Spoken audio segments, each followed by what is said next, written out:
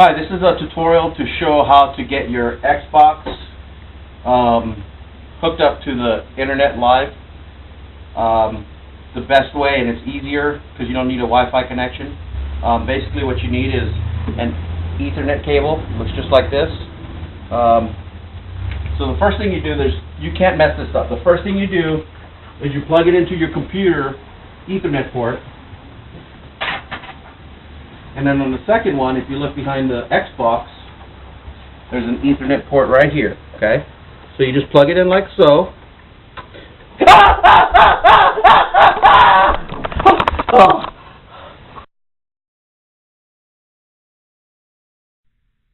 recording.